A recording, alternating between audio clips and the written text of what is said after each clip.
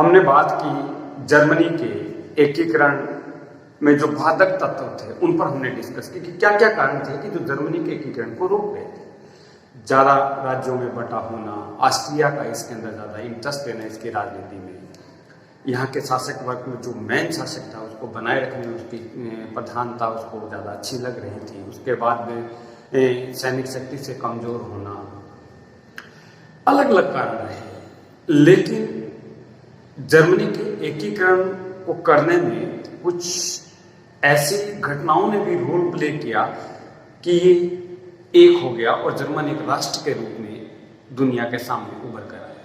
तो अभी तक हमने बात की थी जर्मनी के एकीकरण में आने वाली बाधाओं की। अब हम बात करेंगे जर्मनी के एकीकरण में सहायक तत्व। जर्मनी के एकीकरण में सहायक तत्व। अब हम इनकी बात करेंगे, वो क्या कारण थे जिन्होंने जर्मनी को एकीकरण करने में अपना महत्वपूर्ण रोल प्ले किया। देखिए, इसमें एक है जर्मनी के एकीकरण में, जर्मनी के एकीकरण में फ्रांसीसी क्रांति एवं नेपोलियन के अभियान ने महत्वपूर्ण रोल प्ले किया, क्योंकि बिल्कुल जर्मनी की स्थिति वैसी ही थी जैसी फ्रांस की थी। और फ्रांसीसी क्रांति ने जब फ्रांस को एक किया नेपोलियन के नेतृत्व में, तो इनको भी लगा कि हम भी एक हो सकते हैं और उसने इसके लिए एक भूमिका तैयार की। और इसके अलावा बौद्धिक जागरण, जो वहाँ के दार्शनिक थे, विद्वान थे, उनके और पब्लिक के अंदर राष्ट्रीयता के प्रति एक ऐसा मंच तैयार किया गया कि एकीकरण की तरफ वो लोग बढ़े। इसके अलावा बौद्धिक जागरण के अलावा आर्थिक,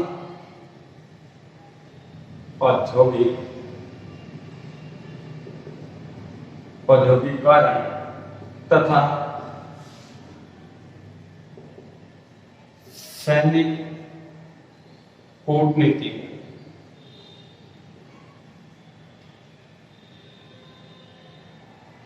कारकों ने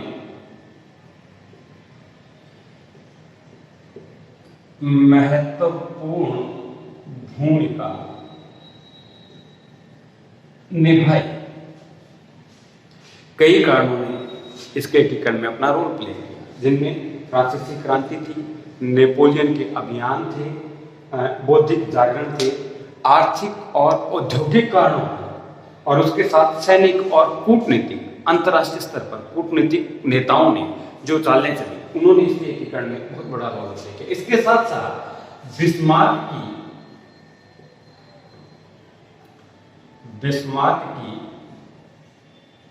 लोक एवं रक्त की नीति के द्वारा इस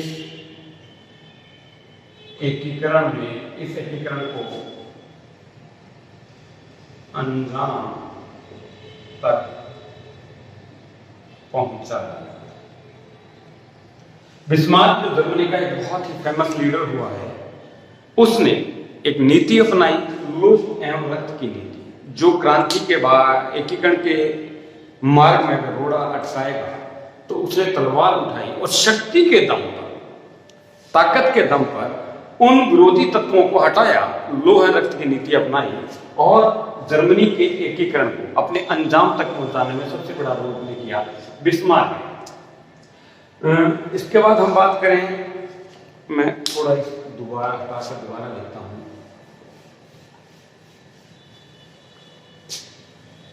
इसके अलावा नेपोलियन ने ऑस्ट्रियस के युद्ध में पराजित किया। देखिए, मैं लिख देता हूं, इसके एकीकरण में नेपोलियन ने 1805 में ऑस्ट्रिया को ऑस्ट्रिलेट्स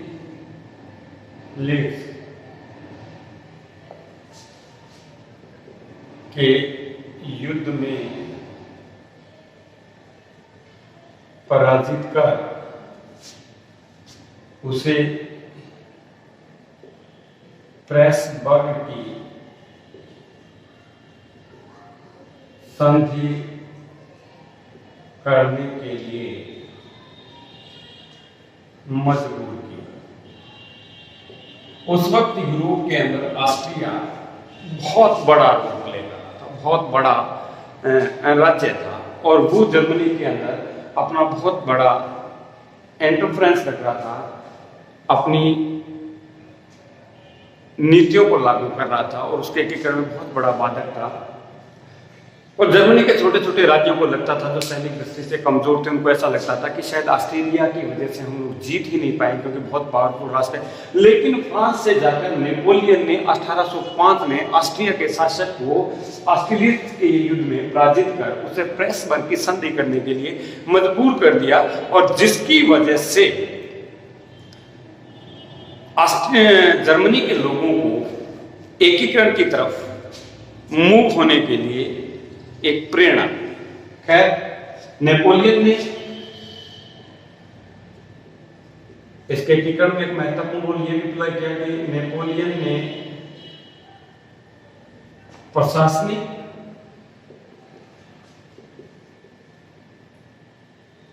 सुविधा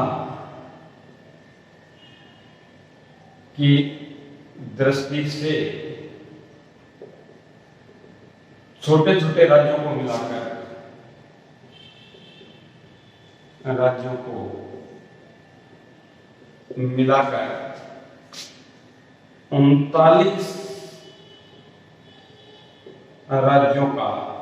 राज्यों की स्थापना कर उनका एक संघ बनाया जिसे राइन संघ कहा जाता है। इसका जर्मनी को सबसे बड़ा फायदा ये हुआ कि नेपोलियन ने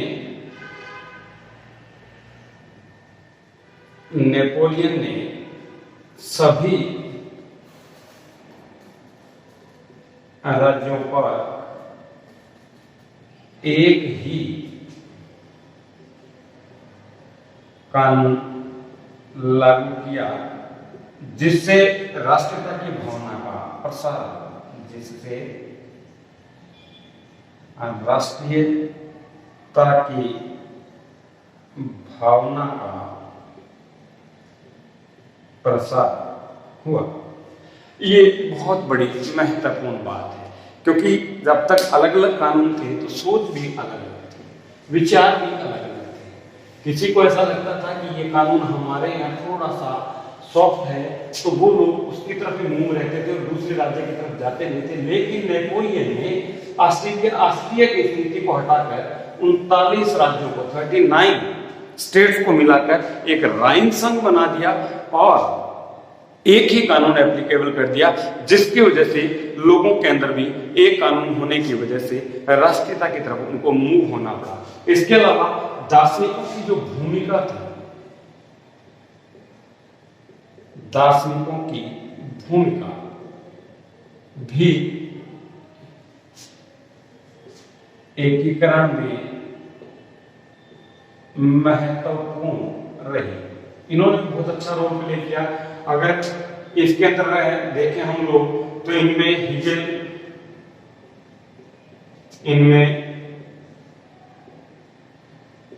हिगेल है और हर्डर है, इसके अलावा फिक्टे है, फिक्टे के अलावा हमबोर्ड आदि जो दार्शनिक थे, इन्होंने लोगों में देश के प्रति जो एक एकीकरण की महत्वपूर्ण वैल्यूबल बातें थी वो अपने विचारों के माध्यम से लोगों तक पहुंचाई, अपनी लेखनी के माध्यम से पहुंचाई। इसके अलावा इसके एकीकरण में जोलवेरिन की प्रमुख भूमिका।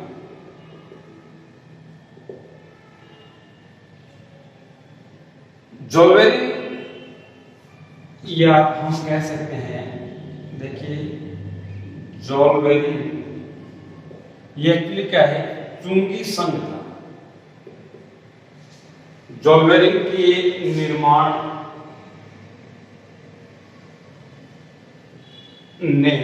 निर्माण से जर्मनी में